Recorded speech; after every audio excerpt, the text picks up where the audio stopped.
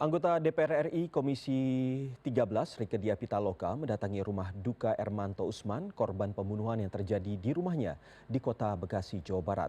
Rieke meminta kepolisian untuk melakukan investigasi mendalam karena dirinya menduga pembunuhan terhadap korban ini bukan karena faktor perampokan biasa. Kasus pembunuhan yang terjadi terhadap Ermanto Usman di perumahan Prima Lingkar Asri Jati Bening Kota Bekasi pada Senin pagi kemarin menuai simpatik duka yang mendalam.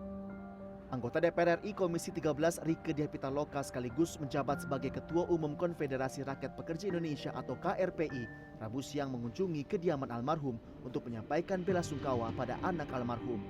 Rieke mengatakan bahwa almarhum Ermanto juga tergabung dalam Federasi Pekerja Pelabuhan Indonesia yang bergabung di bawah KRPI. Menurut Rieke, sampai usia pensiunnya, almarhum masih kerap memperjuangkan kasus korupsi pelabuhan yang diindikasi dipeti eskan. Bahkan sebulan sebelum kematiannya, almarhum sempat menjadi pembicara dalam sebuah platform podcast terkait korupsi di pelabuhan.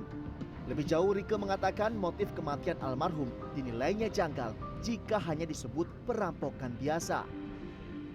Kasus korupsi di pelabuhan yang terindikasi dipeti eskan, bagaimana beberapa waktu kebelakang, sebulanan begitu, beliau menyuarakan kembali di salah satu podcast begitu, dan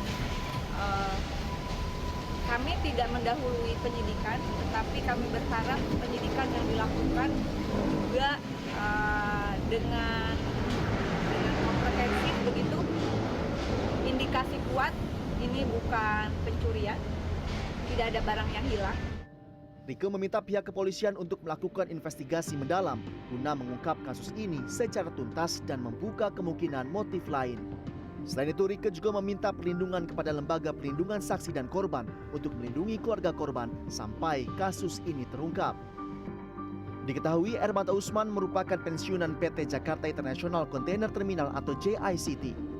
Dalam peristiwa tersebut, korban meregang nyawa akibat benda tumpul usai dianiaya pelaku. Selain itu, sang istri Pasmilawati 60 tahun juga mengalami kekerasan yang dilakukan oleh pelaku. Beruntung, nyawa sang istri dapat tertolong. Erik Kustara, Bekasi, Jawa Barat.